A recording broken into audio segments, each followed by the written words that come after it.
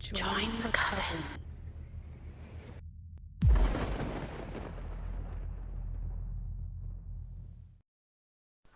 I Hunt Reverse Vampires.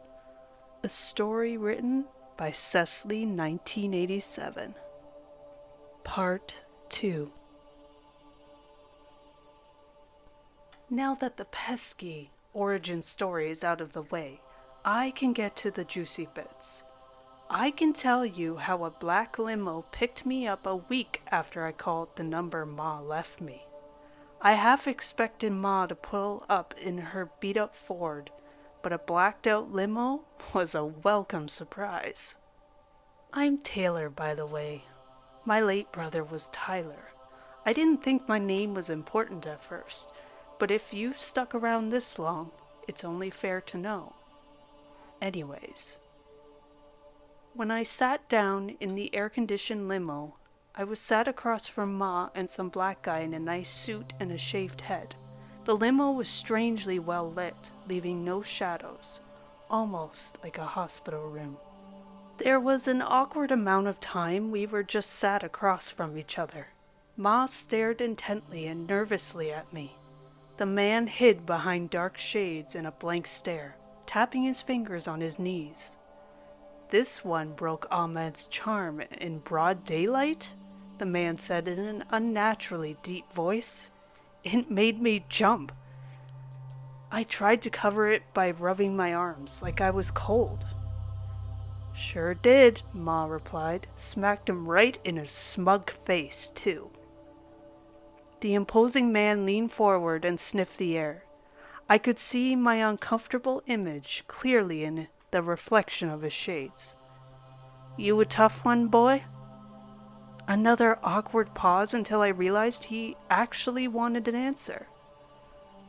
I'm tough when it counts, sir, I said while trying to keep my voice calm.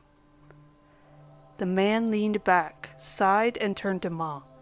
He smells like a coward to me, he stated coolly. He hit a button on a panel beside him and my door flung open. Get out, he demanded harshly. I'll have a tech mind wipe you later. I sat dumbstruck.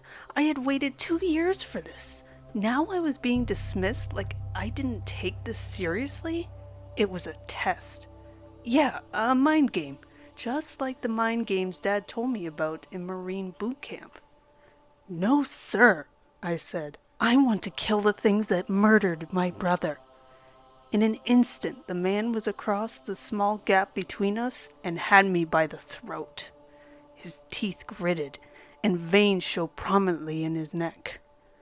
You don't say no to me, coward boy. You are nothing, and I owe you nothing. He reached his free hand out and slammed the back door shut. If you want to stay in the car, then stay. It's soundproof anyways. I'll mind wipe you right here. You won't even remember your brother when I'm done with you.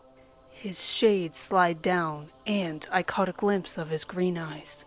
Flashbacks ensued as I pushed him back with all my strength. He landed back in his seat, and I launched after him, ready to deliver my signature right hook. Stop, he said firmly. I stopped. My eyes widened as I realized what this feeling was. I was charmed. It was a trap. They were monsters all along. I tried to push through like I did with Armand. But with Armand, it was like moving in quicksand. With this guy, it was like being stuck in hard concrete. The man took off his shades completely and smiled. Can't you hit me? Or is your will too weak? Maybe the fire in your heart has dimmed these past few years? I can erase your brother from your heart, so you have no reason to fight, if you like. I screamed, a deep scream at him. I tensed and pushed, but I still couldn't move. The man's eyes went to my raised fist. It was quivering. So, the fire still burns, he remarked in his deep voice. Tyler, stop, Mom said in a consoling voice. She sat forward and put her hands on my shoulders. She looked deep in my eyes. If you want answers, you will calm down. She ushered me back to my seat and sat beside me. I was huffing pretty hard, but after a while my agitation subsided, and the dark man scooted to the middle of his seat. I was going to wait a while before I showed you my true self, but you intrigue me. He straightened his tie. The name is Rafe. I'm one of the things you want to kill. Is this a deal breaker for your irritable sensibilities? You're a vampire? I asked. Rafe smirked. Vampires don't exist. Never did. Fables like the Tooth Fairy and Santa Claus. I am a Naso, the offspring of Ra, but you Westerners call us Mavericks. I looked at Ma. So you work with Mavericks to kill Mavericks? How does this work? Ma replied with a rehearsed tone. I work for a clan charged with keeping order. There is no reason in this modern society for mobs to hunt humans anymore. Most clans are cruelty-free. Poaching humans and collecting them is considered a heinous crime. I laughed derisively. Cruelty-free? The freaks that ripped my brother to shreds didn't get the memo. They enjoyed killing humans. Humans also enjoy killing humans, Rafe said, putting emphasis on the last word. Cruelty is inherent to all races. Us both being here today in the same limo shows we find cruelty unacceptable. Cruelty must be punished. The outliers must be purged. I opened my mouth to respond before Ma quickly cut in. Look, we work with mobs to keep people safe. If this is a deal breaker, then get out. If not, then shut up anyways. I found my words caught in my throat. The door next to me once again popped open to accentuate the point. The hot air blew in on us quietly. Sitting, staring, I let out a defeated sigh. Fine, I said as I reached out to close myself in. We were driving to a private airfield. On the 3-hour ride over, I was told to consider carefully. I could refuse to step onto the plane with no hard feelings. I would even be able to keep the memories I had. But once I got on the plane, I would not be given the chance to leave for the next 4 years. Attempts to escape would be dealt with harshly. It really was like joining the service. When we were on the plane, I asked, "Where are we going?" "No," Ma scolded. "The talking back and tests are over. You shut your damn mouth. This is a secret society. You learn things when we deem you learn them." Rafe must have snuck up behind me because a bag went over my head and something sharp poked my neck. I was out like a light. When I awoke, I was in a high-ceiling building with cement floors. I was surrounded by 9 other people around my age. 7 boys, including me, and 3 girls. We all wore gray sweats and all looked groggy and confused. This is when the next month of my life melted together. 3 instructors burst through a side door to scream and PT'd us non-stop. All 3 were lean and well-muscled. Their psycho energy was ungodly. We fully believed all 3 were mobs or some other freak of nature. They started the day cranked to 11 and never came down. We all lost our cool with their harassment at some point. I pushed one away from me, only to wake up hours later with a mild concussion. This went on for 16 hours a day. We had breaks for eating and showering, and 2 separate rooms for sleeping. But other than that, there was nothing but screaming, exercising, and hand-to-hand combat training. We were referred to as cattle and bait. The instructors never used names and seemed to genuinely hate us.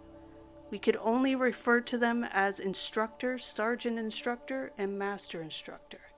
Master Instructor being the loudest and cruelest. There was no mention of mobs, no mention of being hunters, no mention of anything. Just day after day in a windowless building being torn down physically and mentally. Any resistance to training was punished brutally.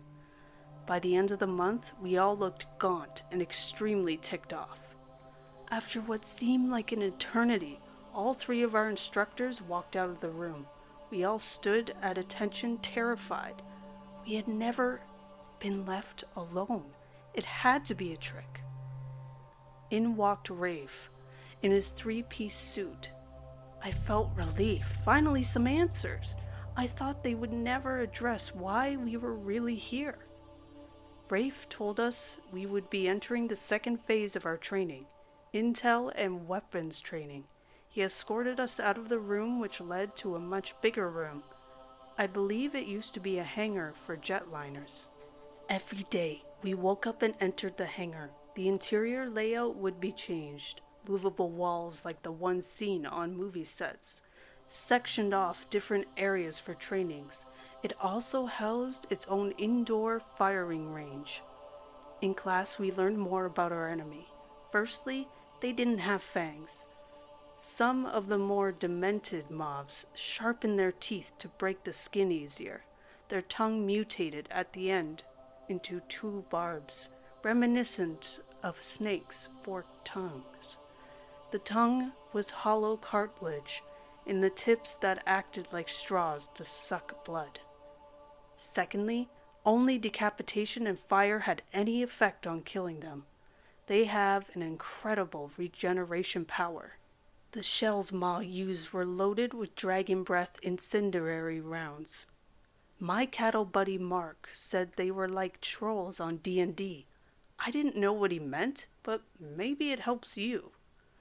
Thirdly, all mobs can turn humans into new mobs by having the human consume their blood or tissue. But this would only cause the human to half-turn. The half-turned would lose higher thought process and become feral. Only an ancient mob could completely turn a human into a new mob. Lastly, contrary to popular media, it's not sexy being a full-blown mobs. Mobs have a magical charm ability on humans. You already know some humans can fight it, but once you are turned by an ancient mob, you are completely under his command.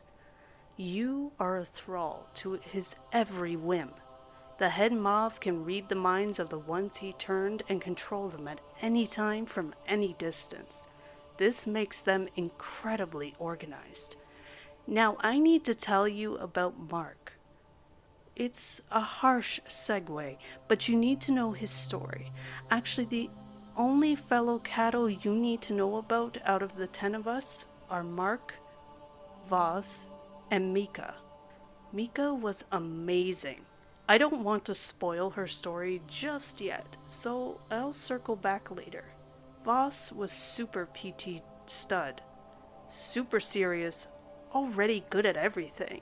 Looked down on all of us, especially me and Mark. Talked a little, but did tell us he had trained his whole life for this. Mark said he was my Sasuke. Again, I hope that helps. Mark was like me in the way that he was recruited after his mother, father, and sister were killed. Hunters had shown up too late, but he was recruited because he held his own against a feral mob until he was rescued. He had a wicked scar running down his right cheek, more scars on his forearms and chest. Mark was always quick to smile and joke, but I saw the sadness in his eyes. Sadness, not rage like mine. We couldn't keep anything when we started the program, so Mark had sketched a portrait of his family and kept it tucked under his mattress. I also have to tell you about my special training. It started around 2nd phase. Instructor came in after lights out and pulled me out of bed. He pulled me back into the PT room from the 1st phase. There stood Rafe, jacket off, laying beside him. He was rolling up his sleeves when I entered. Instructor quickly left and shut the door behind him. I stood at attention. "Every night I will bring you in here," he growled at me. "I make you an offer no one else gets. You tell me you want to quit, then we let you go." He cracked his neck. "The only way this punishment stops is you quitting." He raised his hands into fists. "Or you beat me." He launched at me with his own right cross. He wasn't charming me, so I reacted quickly and ducked. With all my training, I could not keep up with him. He was so fast and his hits were so powerful. Even blocking an attack rattled my bones. The first time I was in a bloody pile on the ground within a minute. Instructor came back and knelt beside me. He injected something into my arm before dragging me back to my bunk. The next morning I was good as new. And the next night I was beaten to a pulp again. Night after night it went. I started to last a little longer each time, but Rafe would cheat and freeze me with his charm before knocking the crap out of me. Every night as instructor dragged me back to bed, Rafe would say, "Quit, cattle." Other than the nightly beatings and being singled out, things were going good in training. Maybe I was losing my mind. I was actually enjoying the weapons training. All 10 of us were at the shooting range firing crossbows, master instructor giving gruff commands. But even this relative peace could not last long. In the middle of shooting, the hangar's intercom squawked to life. "Instructors, this is not a drill. All personnel prepare to repel hostiles." We all froze and turned to look at Master Instructor. We were all wondering if it was another mind game, but we quickly saw it wasn't because Master Instructor didn't yell or call us cattle. "Training is over. Hunters, grab the shotguns and pistols, load Dragon's Breath and buck. Pistols for headshots at close range only. Rally on me, go." Pandemonium broke out, all 10 of us hustling to the gun lockers and spilling out shells from boxes. Once we were all loaded up, we circled around Master Instructor. "We rearranged the shoot house for training later today. On the other side of that maze of walls is the office section. If we have an insurgency, it would likely come from there. Stay on me, check your corners, and muzzle awareness." And with that, he turned to jog to the opening of the shoot house maze. We all followed to stack up on either side of the doorway. I was second in the stack behind Voz. I heard crashing and footsteps coming from within. All my muscles tensed. That's when Sergeant Instructor limped into view. His face was iron, but he was covered with blood and nursing a leg. At least 3 mobs, about a dozen half-turned. They are looking for something, taking prisoners, close behind me. He spoke quickly to Master Instructor on the opposite side of the doorway from me. A scream and a boom followed immediately as the wounded Sergeant Instructor was flung through the doorway, blood trailing behind him. Before even Master Instructor could react, Voz was through the door, firing back at whatever killed Sergeant. Not to be shown up, I followed close behind. Voz had already downed a Mav, evident by a flaming pile and blood-spattered walls. A crazed-looking half-turned charged into the kill room from an opposite doorway. Both our shots, incendiary and buckshot, smashed him simultaneously. As we both racked new rounds, another half-turned came over the wall, while 2 more rushed through the door. "Back! Back!" yelled Master as I spotted another figure soaring high above us. Leaping over the maze, it was another Mav, and it landed somewhere behind us. My quick glance at it showed it was wearing all black with body armor and a glinting sword. Master turned to quickly engage the hostile behind us with his pistol. All the 8 remaining fellow cattle students that hadn't entered the maze were quickly under attack by the sword-wielding enemy. Master had left us in the maze to assist his students. We faced down the hissing half-turned with thunderous shots. Voss looked at me with his patented serious expression. "We push through or we die," he stated. So we did. We used what we learned to clear the rooms one by one to push towards the end of this maze. Either by accident or by design, somebody cut off the lights, drenching us in black. This made the half-turned glow with an orange unnatural light. We moved silently, easily spotting them before letting loose with a crack of fire. Voss could drop them with a fiery volley, and I would roll up to blow their heads off while they squirmed on the ground. Finally, we spotted the exit. We could see the offices beyond still with their lights on. All we had to do was make it down a long hallway. "Now that the exit is secure, you can go back and retrieve the rest of them," Voss ordered me. "First off," I argued, "screw you. Secondly, you're coming back with me, coward." Voss was about to reply when a glowing figure landed lightly between us. A kick knocked my shotgun low to fire into the ground. The moth spun away from me to deliver a kick to Voss's midsection. The mauve quickly grabbed Voss's head and rammed half of Voss's body through the thin wall. I tried to level my shotgun and rack a shell. The mauve turned with 2 silver flashes. My shotgun split in 2, and I felt myself falling sideways. When I hit the ground, I was laying in someone's warm blood. The mauve bent over to look me in the eye. A look of recognition flashed across her beautiful face. It was Joyte's twin sister. "How exciting," she said. "You're the one who got my sister killed," she said as she raised her sword. "You killed my brother," I mumbled back. Things were getting foggy. Another orange figure landed behind the twin. The twin's face stretched in horror as a glowing hand encircled her neck from behind. Her hair was grabbed and her head was ripped off from the mouth up.